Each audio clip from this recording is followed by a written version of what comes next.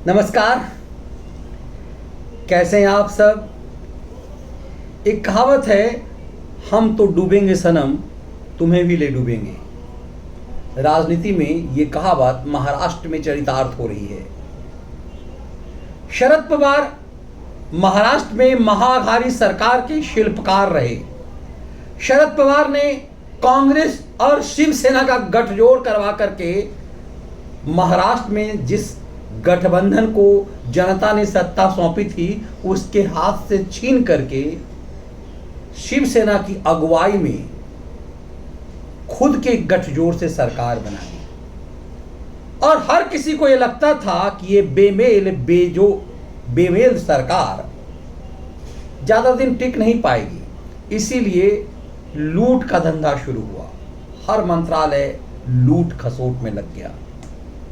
तो आलम यह कि कुछ ही दिनों बाद भ्रष्टाचार का मामला सामने आने लगा, लेकिन इस पूरे मामले में फंसे सिर्फ शरद पवार के शिल्पकार सलाहकार। शरद पवार ने जिसे गृह मंत्री बनाया वो अनिल देशमुख जेल चले गए।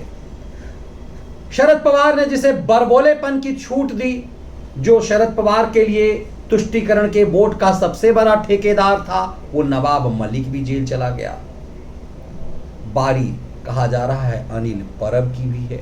इस सब के सब आखिर शरद पवार के कोटे से ही क्यों जा रहे हैं, ये शरद पवार के लिए बेचैन करने वाला है। कहा यह जा रहा है कि भले ही कहने के लिए सरकार के चीफ मिनिस्टर उद्धव ठाकरे हैं, लेकिन सरकार तो शरद पवार चला रहे हैं।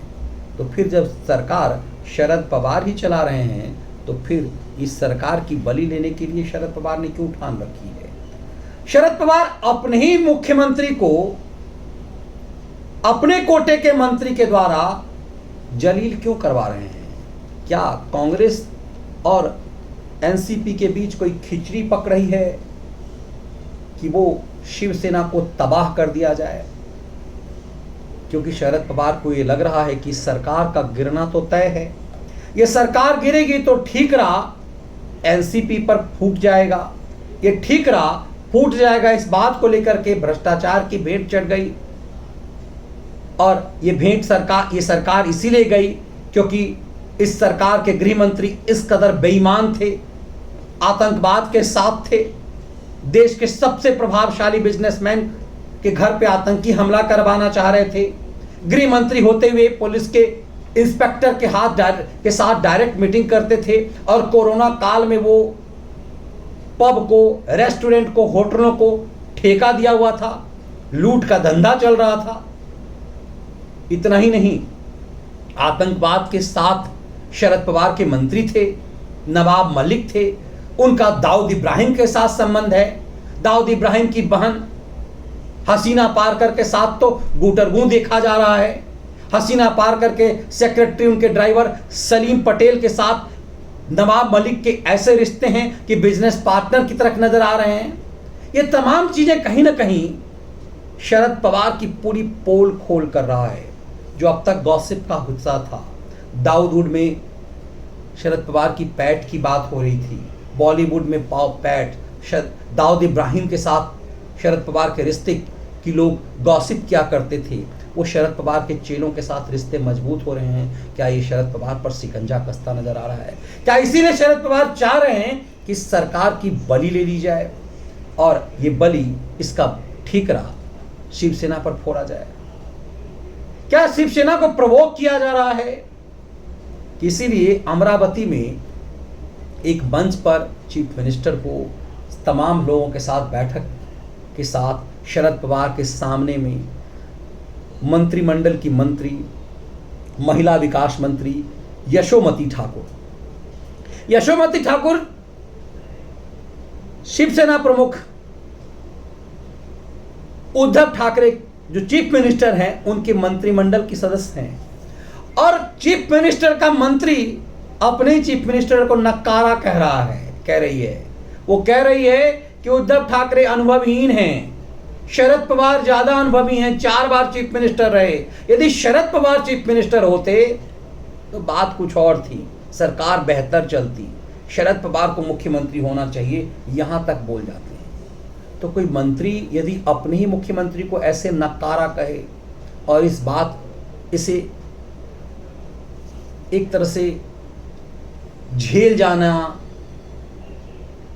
कि लाचारी यदि चीफ मिनिस्टर को हो तो इस लाचारी को क्या कहा जाए। शिवसेना सुप्रीमो राज्य के चीफ मिनिस्टर के सामने में यशोमती ठाकुर लगातार कह रही हैं कि 4 बार के सीएम का अनुभव है उनके पास, वो मार्गदर्शक हैं, यदि वो चीफ मिनिस्टर रहते तो ऐसा कुछ भी नहीं होता। और ऐसे में संदेह लगातार शिवसेना का बढ़ता है।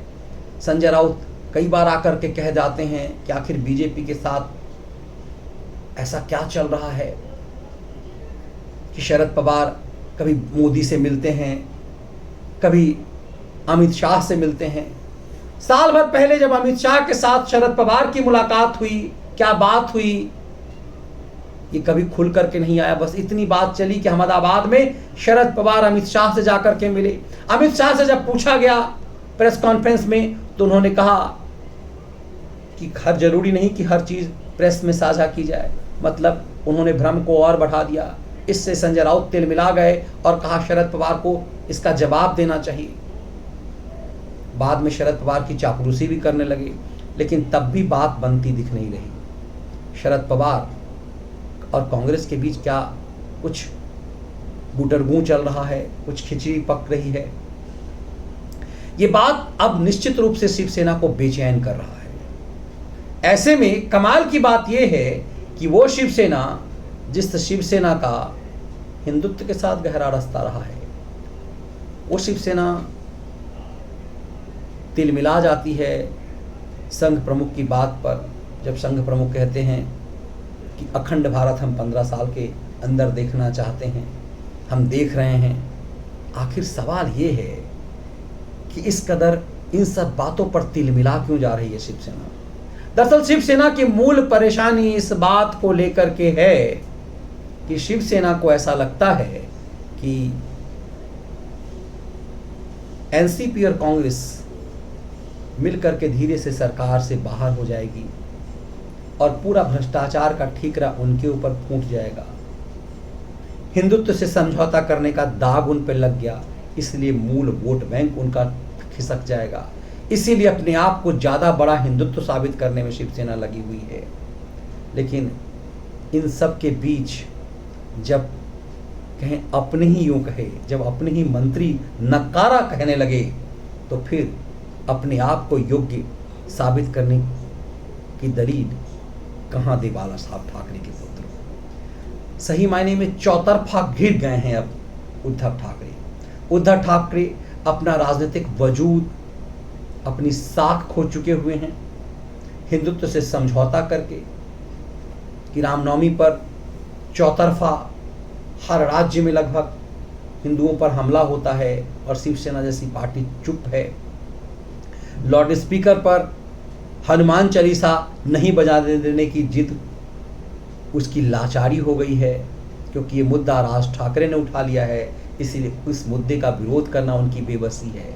ऐसे में चौतरफा घिर गई है शिवसेना और इस चौतरफा घिरे शिवसेना को ऐसा पंच मारना चाह रहे हैं पवार कि वो कहीं का ना रहे। तो आखिर शिवसेना की अगुवाई में सरकार बनाकर पवार शिवसेना की बर्बादी क्यों चाहते हैं, इसमें पवार का भला क्या है, यह समझना बेहद दिलचस्प है। ये विश्लेषण आपको कैसा लगा जरूर साझा कीजिएगा। यदि विश्लेषण पसंद आया तो चैनल को सब्सक्राइब जरूर कीजिएगा, वीडियो को लाइक और शेयर जरूर कीजिएगा। बहुत बहुत धन्यवाद।